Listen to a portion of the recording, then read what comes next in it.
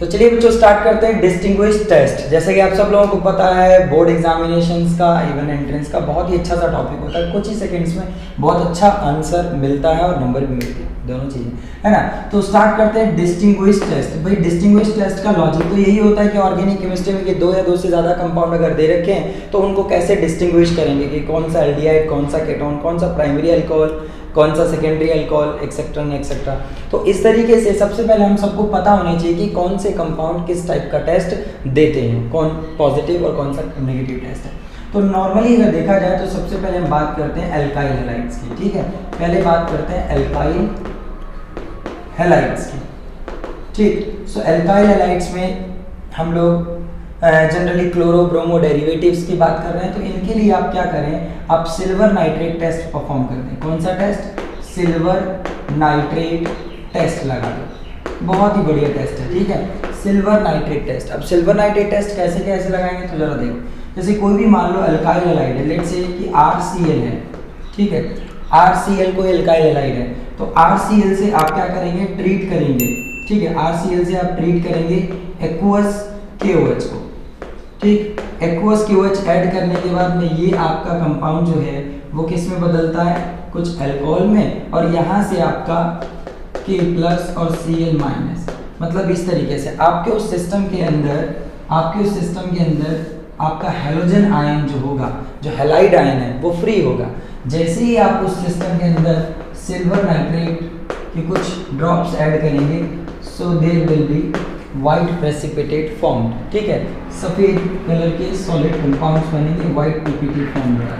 तो ऐसे में कंफर्म हो जाता है कि कहीं ना कहीं जो आपका एल्काइल हैलाइड है, ठीक है, यानी कि क्लोराइड का टेस्ट हो गया एक तरीके से, ये आपका इसकी प्रेजेंस को शो करता है कि इसमें क्लोराइड आयन था।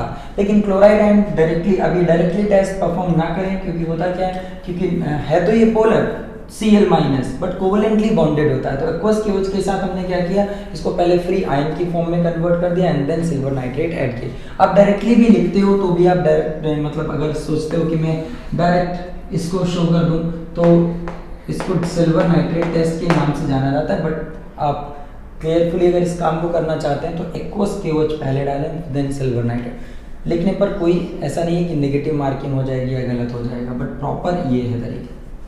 साथ ही साथ इस टेस्ट की अगर बात करें तो खूबी ये है कि मान लो आपके पास विनाइल हैलाइड है, ध्यान से देखिएगा, ये आपके पास एक विनाइल क्लोराइड है और आपके पास ये इथाइल क्लोराइड है।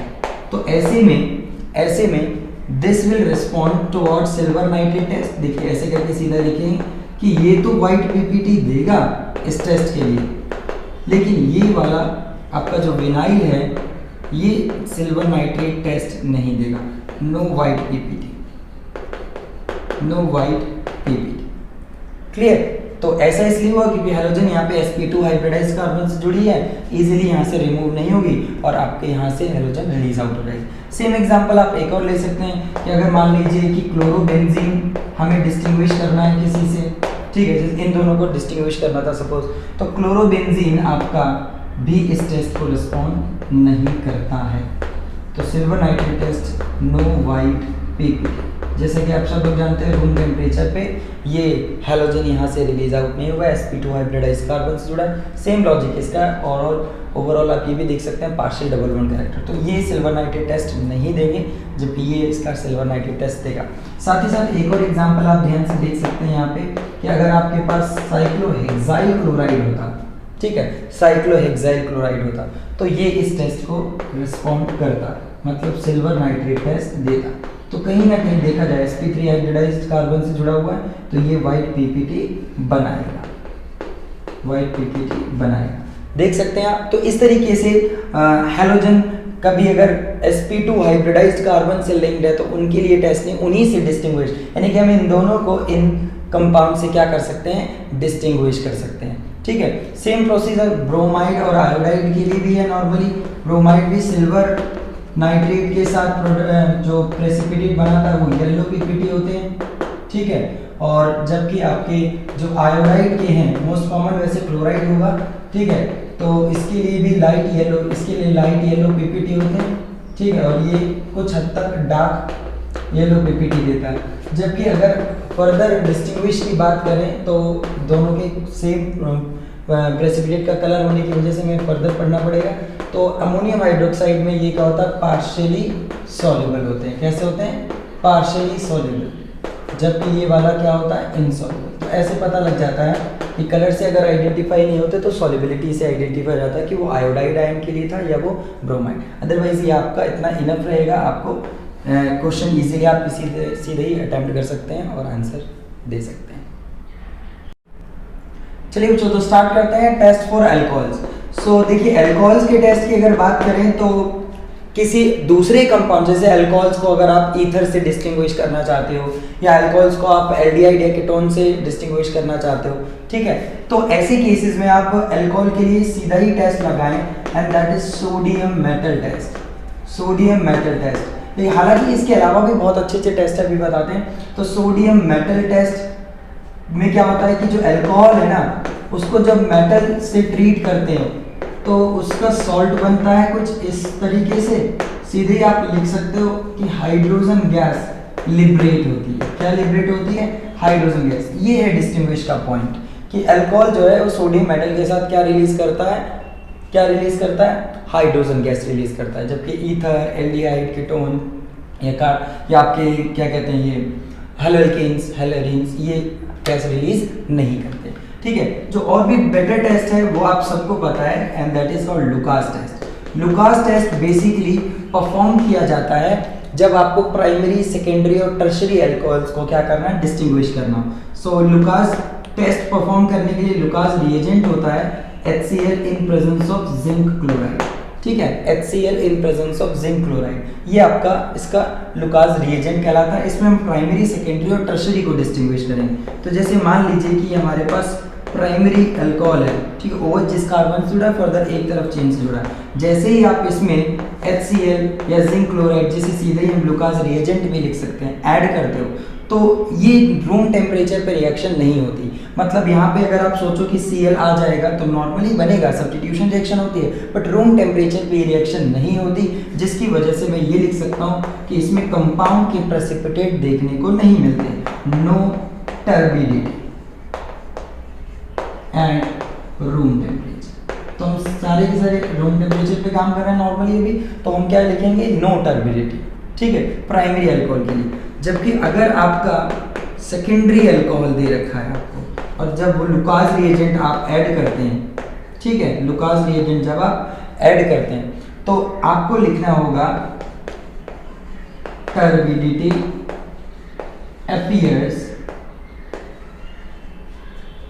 appears about in 5 minutes। ठीक है, क्योंकि सेकेंडरी थोड़े ज़्यादा रिएक्टिव होते हैं प्राइमरी से, तो यहाँ पे हुआ क्या कि रिएक्टिविटी बेटर होने की वजह से थोड़ा समय लगता है, अदरवाइज प्रेसिपिटेट बनते हैं, यानी कि टर्बिडिटी अपीयर होगी, सॉलिड कंपाउंड्स देखने को मिलते हैं। टर्शरी अगर है तो बहुत ही आसानी से ये रिएक्शन पूरी होती है और प्रेसिपिटेट बहुत क्विकली बनते हैं। मतलब टर्शरी इसका मतलब जो है ज़्यादा रिएक्टिव अल्कोहल्स हैं सेकेंडरी और प्राइमरी के मुकाबले। सो यहाँ पे क्या होगा, टर्बिडिटी अपीयर क्विकली। ठीक, तो इस तरीके से आपका लुकास टेस्ट हुआ। चलिए मूव करते हैं लुकास टेस्ट के बाद। इसमें आइडोफॉर्म टेस्ट भी अप्लाई होता है और कहीं ना कहीं इसमें एक और टेस्ट है जिसे कहते हैं विक्टर मेयर टेस्ट, वो भी अप्लाई होता है। तो चलो आगे स्टार्ट करते हैं। कॉमन टेस्ट जो है वो आपका लुकास है, बहुत मोस्ट कॉमन। ठीक, बात करते हैं आइडोफॉर्म टेस्ट की। आइडोफॉर्म टेस्ट, तो भाई आइडोफॉर्म टेस्ट कैसे है, क्या होता है इसमें? तो भाई देखो, आइडोफॉर्म टेस्ट के लिए एक रिएजेंट होता है आयोडीन और NaOH का। ठीक है, आयोडीन और NaOH। आइडोफॉर्म टेस्ट हमने बहुत कॉमनली एल्डिहाइड्स और कीटोन्स के लिए सुना होगा। ठीक, एल्डिहाइड कीटोन्स के साथ साथ अल्कोहल भी ये टेस्ट देते हैं। मतलब ऐसे alcohols having CH3 CHOH group, ये देखिए, ये जो ग्रुप मैंने यहाँ पे शो करा हुआ है CH3 CHOH, ठीक, यानी कि OH वाले कार्बन से कम एक मिथाइल ग्रुप जरूर जुड़ा हो। जिस कार्बन से OH जुड़ा हुआ है बच्चों, उस कार्बन से एटलीस्ट एक मिथाइल ग्रुप जरूर हो। उस साइड आपका 2 कार्बन हो, 3 कार्बन हो, रिंग हो, कोई फर्क नहीं पड़ता, लेकिन एक तरफ मिथाइल ग्रुप होना जरूरी है। ठीक है, तो ऐसे अल्कोहल जिनमें ये ग्रुप होता है, ठीक, ध्यान दीजिएगा, alcohols with CH3 CHOH group, ये मैं लिख देता हूँ। तो जब इसमें ऐसे अल्कोहल्स में आयोडीन और NaOH का मिक्सचर डालते हैं बच्चों, तो यहाँ पे येलो प्रेसिपिटेट देखने को मिलते हैं। क्या मिलते हैं? येलो प्रेसिपिटेट देखने को मिलते हैं। और वो येलो प्रेसिपिटेट एक्चुअली आपको बताऊं तो इसमें जो ये मिथाइल ग्रुप है ना, उसके आयोडोफॉर्म बनने की वजह से। तो ये जो कंपाउंड है CH3, ये बनता है इसी मिथाइल ग्रुप से, जो कि OH वाले कार्बन के नेक्स्ट में प्रेजेंट होता है ना। तो इसको क्या बोलते हैं? आयोडोफॉर्म, और इसका कलर कैसा होता है? Yellow precipitate. तो इसीलिए ये बात बताई गई कि मिथाइल होना जरूरी है। ठीक, आप सीधे ही रिएक्शन को पूरा इस तरीके से लिख सकते हैं। ठीक, अल्कोहल, उसमें ये मिक्सचर डालेंगे, अगर मिथाइल ग्रुप है तो लिखेंगे येलो प्रेसिपिटेट फॉर्म, और अगर नहीं है तो नो येलो प्रेसिपिटेट फॉर्म। ठीक है, तो ऐसे जो एग्जांपल अगर मैं बोलूं कि कौन से अल्कोहल है, तो यहाँ पे इथेनॉल इस वाले टेस्ट को परफॉर्म करता है, क्योंकि अगर इसके फॉर्मेट को बनाओगे तो ये मिथाइल ग्रुप होगा। साथ ही साथ आप कोई भी 2 डिग्री का अगर बनाते हैं कुछ इस तरीके से, जैसे प्रोपेन टू ऑल, ठीक है, यहाँ पे आप चेन कितनी भी बड़ी कर लेंगे बच्चों, यहाँ पे आप कितनी भी बड़ी चेन कर लेंगे, बट एक साइड आप कोई चेंज नहीं करेंगे। यहाँ आप सपोज बेंजीन रिंग लगा दें, लो ये वाला अल्कोहल ले लो, कोई दिक्कत नहीं। तो ऐसे अल्कोहल्स के लिए कहीं ना कहीं आयोडोफॉर्म टेस्ट एप्लीकेबल है। ठीक है बच्चों, समझ आई बात आपको? ठीक, अच्छे से नोट कर लें। आयोडोफॉर्म टेस्ट बहुत ज़्यादा जगह पे लगता है, फिर मैं आपको सिखाता हूँ इसका विक्टर मेयर टेस्ट। ठीक है, जल्दी से नोट कर लें। ठीक, नोट कर लिया होगा, मैं हटा देता हूँ, वीडियो पॉज करके आपने नोट कर लिया होगा। चलिए, तो अब बात करते हैं विक्टर मेयर टेस्ट। हालांकि ये जो अगला टेस्ट है इसमें बहुत सारे टेस्ट, मतलब बहुत सारे स्टेप हैं। Victor Meyer test most common वाले आपको मैंने बता दिए। ठीक, अब विक्टर मेयर टेस्ट में क्या होता है, कुछ जरा देखो। इसमें प्राइमरी अल्कोहल, सबसे पहली बात कि ये प्राइमरी, सेकेंडरी, टर्शरी तीनों टाइप के अल्कोहल्स को डिस्टिंग्विश करने के काम आता है। तो प्राइमरी अल्कोहल में देखिए स्टेप्स में काफ़ी हैं। जैसे पहले स्टेप में iodine in presence of phosphorus डालते हैं। दूसरे स्टेप में इसमें सिल्वर नाइट्राइट डालते हैं। तीसरे स्टेप में इसमें HNO2 नाइट्रस एसिड पड़ता है। और चौथे स्टेप में इसमें भी NaOH यानी बेस डाला जाता है। काफ़ी सारे रिएजेंट, यानी कि 4 स्टेप प्रोसेस में कह सकते हो इसे। तो after the last step primary alcohol जो होते हैं बच्चों, वो ब्लड रेड कलर देते हैं। ठीक है, विजुअल है, बहुत बढ़िया रहेगा, स्मेल वगैरह नहीं, डायरेक्ट आपको कलर ऑब्जर्व करना होता है। और जो सेकेंडरी अल्कोहल है, मतलब सेकेंडरी सेम प्रोसीजर, यानी कि चारों स्टेप जब इसमें रिपीट करते हैं तो इस वाले केस में आता है ब्लू कलर। इसमें कैसा आता है? Blue colour. और जब टर्शरी अल्कोहल में ये पूरा का पूरा प्रोसीजर रिपीट किया जाता है चारों स्टेप तक, ठीक है, तो इस वाले में कोई कलर नहीं आता है। तो डायरेक्टली वैसे डिस्टिंग्विश टेस्ट के तौर पे डायरेक्टली यही रिजल्ट होते हैं। बट अगर हम इसको पूरा का पूरा प्रोसेस को देखना चाहते हैं, समझना चाहते हैं, तो ज़रा ध्यान दें और एक बार आगे देखें। ठीक है बच्चों, तो करें, चलो स्टार्ट करते हैं। जैसे प्राइमरी अल्कोहल की अगर बात करें तो ध्यान से देखिए, आपको देखना होगा बहुत ध्यान से।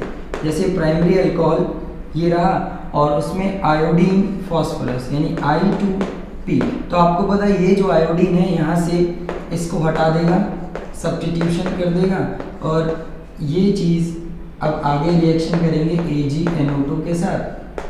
AgNO2 फिर से सब्स्टिट्यूशन रिएक्शन देगा और ये रहेगा आपका, ये देखिए, देख रहे हैं आप लोग, NO2 यहाँ पे लगाना है आपको और I को हटा देना। उसके बाद इसमें HNO2 से रिएक्शन होगी, HNO2 से ध्यान दीजिएगा, HNO2 से रिएक्शन होगी तो जो एक इलेक्ट्रॉन विड्रॉइंग ग्रुप के साथ वाला जो ये हाइड्रोजन है ये एसिडिक होता है, यहाँ से H प्लस मतलब यहाँ से देखिए आपके ये 2H यहाँ से हटा दें, दोनों एसिडिक प्रोटॉन यहाँ से हटाने हैं आपको, और ये जो प्रोडक्ट है H2 यहाँ से और एक O से हटाना, वहाँ से क्या हटाओगे, एक O वहाँ से, यानी वाटर रिलीज आउट करना है, कहने का मतलब ये हुआ। और आपके पास आप प्रोडक्ट को अब देखिए, आप समझ जाओगे कि प्रोडक्ट क्या बना। ये देखो यहाँ से 2 हाइड्रोजन हटाना, यहाँ से एक ऑक्सीजन, तो NO और H बचेगा, that is going to bind with carbon with double bond. उसके बाद वाले स्टेप में जब आप NaOH डालोगे तो यही compound blood red colour produce करता है। तो इस तरीके से इसको पूरा कंप्लीट दिखाते हैं, ठीक है। For the purpose of examination आप डायरेक्ट ही इस तरीके से आंसर दे सकते हैं।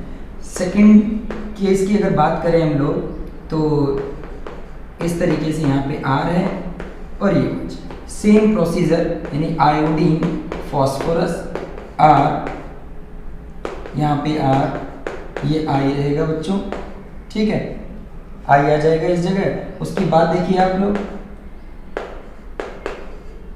सिल्वर नाइट्राइड जब डाला तो क्या बनेगा, यहाँ NO2, बिल्कुल ठीक है, सेम स्टेप है, देखो है ना। उसके बाद जब HNO2 डालते हैं इसमें तो इसमें सिर्फ एक ही आपका प्रोटॉन अवेलेबल है, तो एक प्रोटॉन यहाँ से आप क्या करेंगे और यहाँ से HO यानी वाटर निकलेगा, यहाँ से ध्यान देना HO निकलेगा और यहाँ से आपका H, तो ये प्रोडक्ट जो होगा आपका इस वाले केस में वो कुछ इस तरीके से दिखाया जाता है।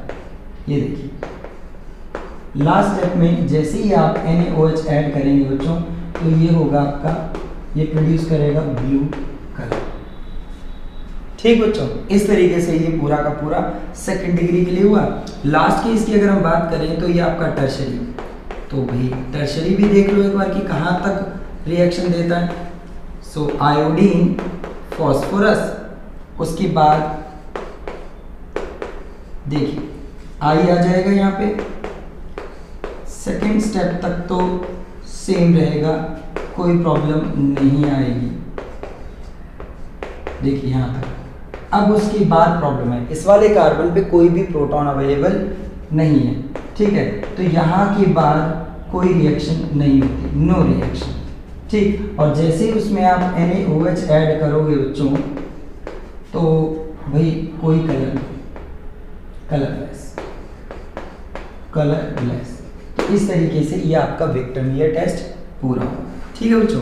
तो अब मूव करते हैं अगले पार्ट की तरफ, यानी कि टेस्ट फॉर फिनॉल के लिए।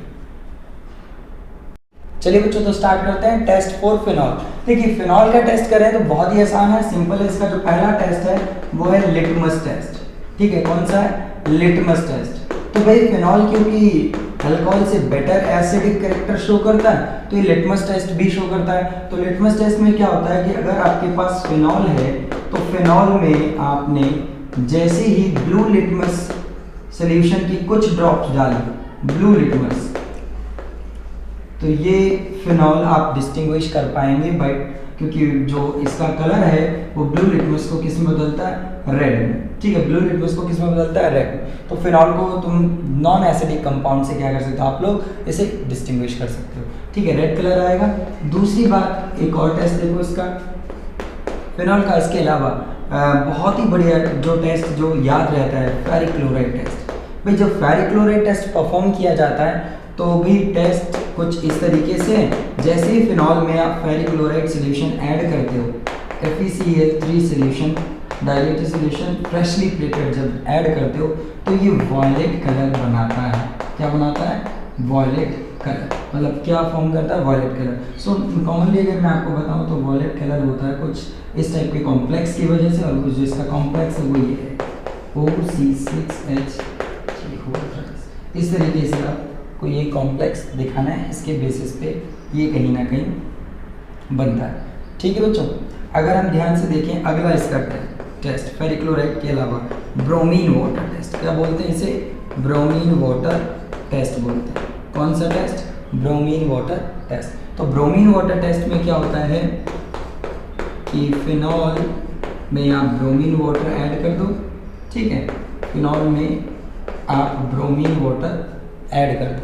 तो जैसे ही ब्रोमीन वाटर ऐड करेंगे आप तो वाइट प्रेसिपिटेट हमें देखने को मिलते हैं। सो ब्रोमीन वाटर ने ऐसा क्या किया जिससे वाइट प्रेसिपिटेट देखने को मिलते हैं। तो यहाँ पे आपको ये ट्राई सब्स्टिट्यूटेड ब्रोमो डेरिवेटिव मिलता है, इसका होता है वाइट प्रेसिपिटेट। तो आप ये इनमें से कोई भी टेस्ट अप्लाई करें, मोस्ट कॉमन फेरिक क्लोराइड है या ब्रोमीन वाटर टेस्ट भी अप्लाई कर सकते हो, phenol turn to white precipitate. ठीक है बच्चों, तो चलिए मूव करते हैं अगले टेस्ट की तरफ। ठीक है बच्चों, तो स्टार्ट करते हैं एल्डिहाइड के लिए टेस्ट। तो सबसे पहला इसका जो टेस्ट है वो टॉलेंस टेस्ट लगाएंगे। कौन सा? Tollens test. ध्यान दीजिएगा कि कोई भी एल्डिहाइड है आपका, कोई भी कॉरस्पॉन्डिंग एल्डिहाइड यहाँ पे लिख देते हैं टॉलेंस टेस्ट। तो भाई कोई भी एल्डिहाइड चाहे वो एरोमेटिक हो, ठीक है, या वो एलिफेटिक चेन वाला हो या रिंग वाला हो, ठीक है, जैसे ही टॉलेंस रिएजेंट आप ऐड करते हैं आप सीधे ऐसे ही लिख सकते हैं जिस तरीके से आप लिख रहे हैं, मतलब आपको बताया जा रहा है टॉलेंस रिएजेंट। लैंग्वेज में लिख सकते हैं, नहीं तो अगर आपको फॉर्मूला याद है तो आप इसका फॉर्मूला भी लिख दें, कोई प्रॉब्लम नहीं है ऐसे करके। ठीक है, ये रहेगा आपका बेसिक सोल्यूशन होता है आपका। और रिजल्ट क्या है? तो किसी भी टाइप का एल्डिहाइड क्या बनाता है? Silver mirror. ध्यान दीजिएगा क्या बनाता है? Silver mirror. तो ये सिर्फ और सिर्फ एल्डिहाइड्स मतलब इस टेस्ट को वाइडली देते हैं। ठीक है, क्या बनता है? Silver mirror. यहाँ पे एक एक्सेप्शन है और वो ये एक्सेप्शन है formic acid also respond this test. ठीक है, कार्बोक्सिलिक में सिर्फ फॉर्मिक एसिड ऐसा है जो इस टेस्ट को देता है, अदरवाइज सिर्फ और सिर्फ एल्डिहाइड्स ही इस टेस्ट को परफॉर्म करते हैं, मतलब रिस्पॉन्ड करते हैं। अच्छा, आगे देखें Fehling solution test. Fehling solution, भाई फेलिंग सोल्यूशन टेस्ट यहाँ पे ध्यान दीजिएगा। फेलिंग सोल्यूशन टेस्ट सिर्फ एलिफेटिक यानी कि चेन वाले एल्डिहाइड्स के लिए, एरोमेटिक के लिए नहीं है। एरोमेटिक इस टेस्ट को नहीं देते। तो जैसे ही Fehling solution A and B यानी कि आप सीधे ही लिखेंगे फेलिंग सोल्यूशन जब इसमें ऐड करते हैं तो इस जगह पे मतलब एल्डिहाइड्स कहीं ना कहीं रेड ब्राउन पीपीटी बनाते हैं। ठीक है, रेड ब्राउन पीपीटी बनाते हैं जो कि आपके इसकी वजह से होता है। ठीक है, सिल्वर मिरर आपका सिल्वर की वजह से होता है। तो डायरेक्टली आप फेलिंग सोल्यूशन भी अप्लाई कर सकते हैं। सेम एक्सेप्शन इसमें भी रहेगा। फॉर्मिक एसिड जो होता है वो फेलिंग सोल्यूशन टेस्ट भी देता है। ठीक है बच्चों, सिर्फ और सिर्फ एल्डिहाइड के लिए एक अगला टेस्ट भी है जिसे हम स्चिफ्स टेस्ट बोलते हैं। भाई इस टेस्ट में क्या करना है आपको? आपके जो हर टाइप के मतलब जो स्चिफ्स टेस्ट है ये एल्डिहाइड्स हर टाइप के दे देते हैं, एरोमेटिक हो और या फिर एलिफेटिक हो। तो स्चिफ्स बेस इसमें डालते हैं। क्या डालते हैं? स्चिफ्स बेस, या आप स्चिफ्स रिएजेंट लिखें सीधा, स्चिफ्स रिएजेंट। जैसे ही स्चिफ्स रिएजेंट डालते हैं इसमें तो ये पिंक कलर प्रोड्यूस करते हैं। क्या प्रोड्यूस करते हैं? Pink colour. ठीक, तो ये आपका स्चिफ्स टेस्ट है। कहीं ना कहीं ये जितने भी आपके टेस्ट हैं ये डायरेक्टली आपको डिस्टिंग्विश करने के काम भी आते हैं और आइडेंटिफिकेशन जो प्रॉब्लम होती है जिन्हें वर्ड प्रॉब्लम बोलते हैं, कंपाउंड के स्ट्रक्चर और कंपाउंड आइडेंटिफाई करना होता है, उनके लिए तो बहुत ही ज़्यादा ज़रूरी है। तो आपको बता देते हैं कि इस रिएजेंट के साथ ये पर्टिकुलर कंपाउंड पिंक कलर दे रहा है या सिल्वर मिरर, तो वहाँ से आइडिया लगेगा कि हाँ वहाँ पे क्या है, कंपाउंड जिसकी बात हो रही है वो कहीं ना कहीं क्या है, एल्डिहाइड। तो डिस्टिंग्विश के लिए भी काम आते हैं, साथ ही साथ वर्ड प्रॉब्लम करने के लिए भी टेस्ट काम आते हैं। अब कुछ टेस्ट ऐसे देखते हैं जो एल्डिहाइड और कीटोन दोनों देते हैं, जैसे आइडोफॉर्म टेस्ट। आइडोफॉर्म टेस्ट अभी थोड़ी देर पहले हमने देखा, आइडोफॉर्म टेस्ट अल्कोहल भी देते हैं। So most widely iodoform test aldehyde और कीटोन्स के लिए होता है, यानी कि ऐसे एल्डिहाइड्स और कीटोन्स, ठीक है, एल्डिहाइड और कीटोन विद CH3CO। देखिए ऐसे एल्डिहाइड और ऐसे कीटोन्स जिनमें ये वाला ग्रुप हो, CH3CO मिथाइलेटेड ग्रुप हो, जैसे ही इसमें आइडोफॉर्म रिएजेंट यानी I2 और NaOH हम लोग ऐड करते हैं तो यही मिथाइल जो होता है वो येलो प्रेसिपिटेट फॉर्म करता है। ठीक है, आपको सबको याद होगा ये CHI3 आइडोफॉर्म की वजह से होता है। तो सीधे ये टेस्ट अप्लाई करना कब, जब एल्डिहाइड और कीटोन को ऐसे दे रखे हों जिनमें मिथाइलेटेड हो। ध्यान रखना अगर दो कंपाउंड्स एल्डिहाइड और कीटोन दोनों दिए हैं और दोनों में मिथाइल है तो आप ये टेस्ट अप्लाई नहीं कर सकते। आपको फिर ऐसा कोई टेस्ट लेना होगा जो सिर्फ एल्डिहाइड देता हो या सिर्फ जो कीटोन देता हो, ये आपको ध्यान रखना होगा। ऐसे टेस्ट डिसाइड करो जिनमें से एक कंपाउंड तो उसे पॉजिटिव दे और दूसरा उसे नेगेटिव दे। एक और टेस्ट है इसमें 2,4-DNP टेस्ट, ठीक है, 2,4-DNP टेस्ट डाइनाइट्रोफिनाइल हाइड्राजीन के लिए। तो भाई इसमें क्या होता है, इसमें एल्डिहाइड कोई सा भी हो, ठीक है, और कीटोन कोई सा भी हो, बट दोनों में ये ग्रुप तो होता ही है। तो बस ये जो रिएक्शन होती है ना डीएनपी के साथ, ये कार्बोनाइल ग्रुप की होती है और दोनों में ही प्रेजेंट होता है। तो ऐसे में जैसे ही 2,4-DNP रिएजेंट ऐड किया जाता है बच्चों, तो ये एडिशन एक कंपाउंड देते हैं और उसका कलर होता है ऑरेंज। क्या कलर होता है, ऑरेंज। तो ये ऑरेंज प्रेसिपिटेट फॉर्म करते हैं जो कि इस चीज़ को सिग्निफाई करता है कि दिया हुआ कंपाउंड एल्डिहाइड और कीटोन है। ध्यान देना, एल्डिहाइड और कीटोन को आपस में डिस्टिंग्विश करने के लिए ये टेस्ट अप्लाई नहीं किया जा सकता, जबकि एल्डिहाइड कीटोन को किसी तीसरे कंपाउंड के साथ डिस्टिंग्विश करने के लिए आप ये टेस्ट अप्लाई कर सकते हैं। तो बहुत अच्छे तरीके से सभी टेस्ट लिख लें, बहुत अच्छे से नोट्स बना लें, बहुत काम आएंगे आपके। चलिए बच्चों स्टार्ट करते हैं कार्बोक्सिलिक एसिड का टेस्ट। तो कार्बोक्सिलिक एसिड के टेस्ट के लिए सबसे पहला तो टेस्ट इसके लिए अप्लाई किया जा सकता है लिटमस टेस्ट, ठीक है, लिटमस टेस्ट। तो लिटमस टेस्ट में देखा जाए तो कार्बोक्सिलिक एसिड जो होते हैं ये कार्बोनिक ऑर्गेनिक कंपाउंड में अच्छे एसिड्स होते हैं। तो जैसे इसमें ब्लू लिटमस आप ऐड करेंगे, ब्लू लिटमस आप ऐड करेंगे तो उसको झट से किसमें बदल देगा, रेड में। तो किसी भी पर्टिकुलर न्यूट्रल या आपके जो नॉन एसिडिक कंपाउंड्स हैं उनको डिस्टिंग्विश करने के लिए हम मतलब उनसे कार्बोक्सिलिक को डिस्टिंग्विश करने के लिए टेस्ट अप्लाई कर सकते हैं। साथ ही साथ अगर बताया जाए लिटमस की बात, तो बहुत ही बढ़िया टेस्ट होता है इसका सोडियम बाइकार्बोनेट टेस्ट। ये मोस्ट कॉमन टेस्ट में आता है जो ज़्यादातर अप्लाई किया जाता है। तो कार्बोक्सिलिक एसिड्स में आप जैसे ही सोडियम बाइकार्बोनेट ऐड करते हैं तो इसमें ये बेस बनाता है, ठीक है, वाटर और CO2 रिलीज करता है। मतलब अगर यहाँ पे क्लियर किया जाए तो जो मेन फैक्टर है डिस्टिंग्विश का वो है CO2 जो रिलीज होती है, जिसकी वजह से बुलबुले बनते हैं जिन्हें हम लोग ब्रिस्क एफरवेसेंस बोलते हैं।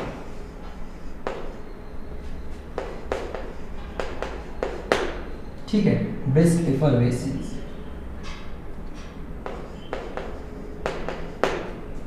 ठीक, बुलबुले मतलब ये मान लीजिए कि जैसी गैस निकलती है ना तो ऐसे बहुत ज़्यादा बुलबुले निकलते हैं, एयर ऑक्सीजन CO2 निकलने की वजह से, ब्रिस्क एफरवेसेंस।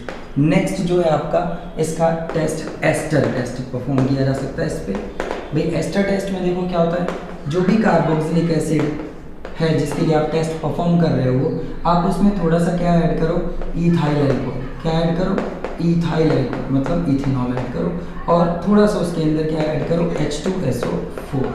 H2SO4 ऐड करने के बाद अब आप देख पाएंगे carboxylic acid alcohol in acid, आपको पता है हम लोग एस्टरिफिकेशन कर रहे हैं तो इसमें एस्टर बनता है, और एस्टर बनने की वजह से क्योंकि एस्टर की स्मेल फ्रूटी होती है, ठीक है, स्वीट स्मेलिंग कंपाउंड होते हैं, तो फ्रूटी स्मेल अगर ऑब्जर्व होती है तो इसका मतलब वो कार्बोक्सिलिक एसिड था। तो इस तरीके से आप तीनों में से कोई भी टेस्ट अप्लाई कर सकते हो कार्बोक्सिलिक एसिड के डिस्टिंग्विश करने के लिए। चलिए बच्चों स्टार्ट करते हैं टेस्ट फॉर अमाइंस। तो अमाइंस के टेस्ट की अगर बात करें बच्चों तो देखो आप सबसे पहला टेस्ट जो अप्लाई कर सकते हो that is carbylamine test. Carbylamine test भी बोलते हैं और नहीं तो कार्बाइल अमीन रिएक्शन के नाम से भी जाना जाता है। ये टेस्ट जो होता है ये भाई सिर्फ और सिर्फ प्राइमरी अमाइन के लिए है, चाहे वो एलिफेटिक हो मतलब चेन वाले या फिर वो एरोमेटिक हो, ठीक है, ये चीज़ ध्यान रखनी है। सिर्फ प्राइमरी अमाइंस के लिए, सेकेंडरी और टर्शियरी के लिए एप्लीकेबल नहीं है। इसमें आपको क्या करना होता है, आप क्लोरोफॉर्म ऐड करते हो, साथ ही साथ अल्कोहलिक KOH ऐड करते हो। जब क्लोरोफॉर्म अल्कोहलिक KOH का मिक्सचर इसमें ऐड करते हैं तो जो ये आपका अमाइन ग्रुप है ना, ये अमाइन ग्रुप बदल जाता है आइसोनाइट्राइल ग्रुप में। किस में बदल जाता है, आइसोनाइट्राइल, यानी दो हाइड्रोजन आपको हटाना है, उसकी जगह कार्बन लगाना है। और जो आइसोनाइट्राइल इसके इसमें बनते हैं ना, ये आपको पता होंगे कि इनकी जो स्मेल होती है वो बहुत ही गंदी होती है, जैसे फॉल स्मेल बोलते हैं, ठीक है। तो जो फॉल स्मेल निकलती है यहाँ पे स्मेल के बेसिस पे डिस्टिंग्विश होता है, कलर नहीं आता, ठीक है। सो प्राइमरी अमाइन जो है वो फॉल स्मेलिंग कंपाउंड बनाते हैं, मतलब फॉल स्मेल प्रोड्यूस करते हैं क्लोरोफॉर्म और अल्कोहलिक क्यूबेज की, ठीक है, प्रेजेंस में। अब नॉर्मली आपको एक और चीज़ बताऊँ, ये टेस्ट अप्लाई कर सकते हैं प्राइमरी अमाइन के लिए, ये टेस्ट अप्लाई किया जा सकता है फॉर क्लोरोफॉर्म, ये क्लोरोफॉर्म की टेस्ट के लिए भी अप्लाई किया जा सकता है। मान लो आपसे क्लोरोफॉर्म और CCl4 का डिस्टिंग्विशन पूछ लें तो आपको सेम यूज़ करना है, यहाँ पे आप प्राइमरी अमाइन डालेंगे और अल्कोहलिक क्यूबेज, तो ये टेस्ट कहीं ना कहीं अप्लाई हो गया किसके लिए, क्लोरोफॉर्म के लिए। जबकि सेम प्रोसीजर जब यहाँ रिपीट करेंगे तो नो फॉल स्मेल, अदरवाइज ये टेस्ट आपका प्राइमरी अमाइंस के लिए तो डेफिनेटली है, ठीक है। सो ये इसमें भी काम आ जाएगा, तो ध्यान रखिएगा। अच्छा, इसके बाद अगर मैं अगला टेस्ट बताऊं तो प्राइमरी अमाइन के लिए एक और टेस्ट है, एजोडाई टेस्ट, प्राइमरी अमाइन के लिए है। लेकिन प्राइमरी अमाइन टेस्ट प्राइमरी के लिए अमाइन के लिए तो है, लेकिन एजोडाई टेस्ट जो है वो सिर्फ और सिर्फ एनिलिन के लिए, मतलब ये एरोमेटिक वाला केस है और एरोमेटिक में भी सिर्फ एनिलिन, मतलब ये सीधा कहा जाए तो ये टेस्ट सिर्फ एनिलिन का है, only for aniline. So aniline के केस में क्या होता है, आपने diazonium salt, benzene diazonium chloride सुना होगा, ये बेंजीन डाइजोनियम क्लोराइड को ऐड किया जाता है, ये कपलिंग रिएक्शन देता है, ठीक है। ये एसिड कैटालाइज्ड रिएक्शन है, ये कपलिंग रिएक्शन देता है और कहीं ना कहीं एक येलो कलर की डाई बनती है, इसमें येलो डाई फॉर्म होती है, ठीक है। ये कपलिंग रिएक्शन ही है जो आपको सामने देखने को मिल रही है, ठीक, येलो डाई बनती है, जो कि यहाँ पे एक एडिटिव कंपाउंड होता है। अगर आपको चाहिए तो बता देता हूँ, कुछ इस तरीके से ये कंपाउंड यहाँ बनता है,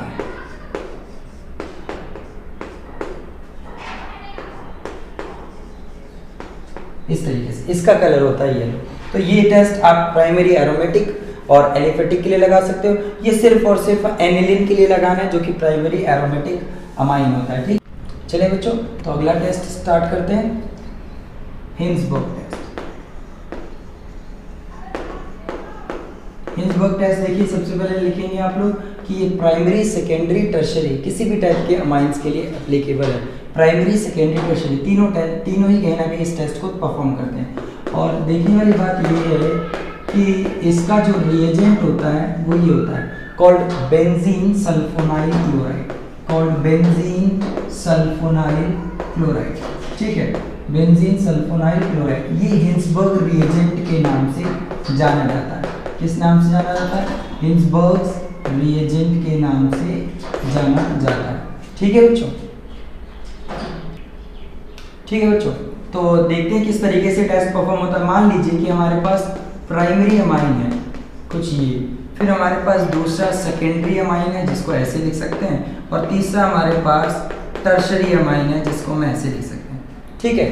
सो प्राइमरी, सेकेंडरी और टर्शरी अमाइन। तो सबसे पहले इसमें हिंसबर्ग रिएजेंट जब ऐड करते हैं बच्चों, ठीक, SO2Cl, तो बहुत ही सिंपल सी रिएक्शन होती है। यहाँ से Cl हटाइएगा, यहाँ से H, मतलब HCl पार्टिकल रिलीज आउट होंगे और आपको यहाँ पे एक कॉम्प्लेक्स मतलब कहीं ना कहीं कंपाउंड मिलेगा जो कि आपका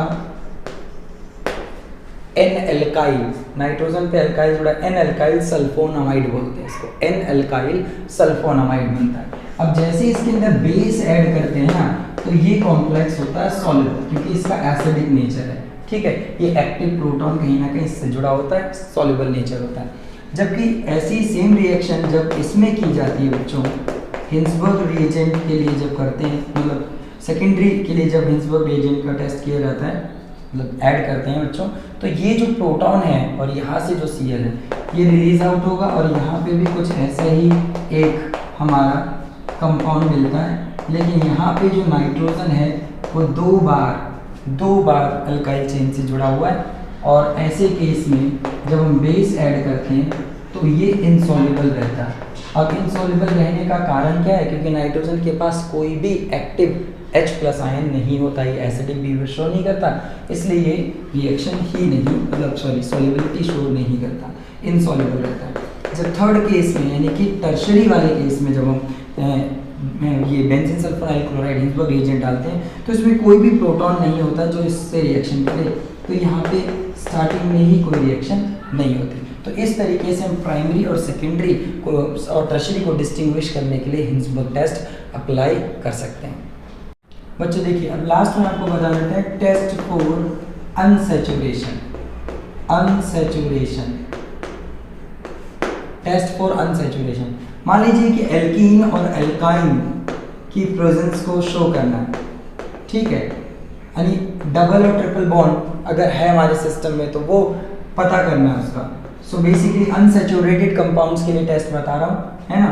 तो अनसैचुरेशन का टेस्ट पहला ब्रोमीन वाटर टेस्ट। जैसे ही आप ब्रोमीन वाटर ऐड करते हो, ब्रोमीन वाटर का अर्लियर कलर होता है लगभग थोड़ा सा येलोइश नेचर का होता है, ठीक है, ठीक। तो जैसे ही ब्रोमीन वाटर इसमें डालते हैं ना तो ये कैसा हो जाता है, डी कलराइज। अगर अनसैचुरेशन है तो कैसा हो जाएगा, डी कलराइज। अगर सैचुरेशन है तो कलर में कोई चेंज नहीं आएगा। सेम इसी फैक्ट पे है आपका एक और टेस्ट जिसे बेयर्स रिएजेंट टेस्ट कहते हैं, ठीक है, बेयर्स रिएजेंट। अब बेयर्स रिएजेंट क्या होता है, डाइल्यूटेड KMnO4, जो कि आपको पता है कौन से कलर का है, पिंक या डार्क पर्पल कलर का होता है ना। तो फिर कहीं ना कहीं जैसे ही आप बेयर्स रिएजेंट डालेंगे इस सिस्टम में अल्कीन और अल्काइन में, ये भी आपका कलर गायब हो जाएगा, कलरलेस में कन्वर्ट हो जाए। तो कहीं ना कहीं ये इस अनसैचुरेशन के साथ बॉन्डिंग में पार्टिसिपेट कर जाते हैं और ये अपना नेचर लूज कर देते हैं, जिसकी वजह से इनका जो ओरिजिनल कलर होता है वो गायब हो जाता है। तो इस तरीके से ये सारे डिस्टिंग्विश टेस्ट है जो आपको डायरेक्ट डिस्टिंग्विश टेस्ट प्रॉब्लम के लिए और वर्ड प्रॉब्लम आइडेंटिफिकेशन के लिए बहुत मदद करेंगे।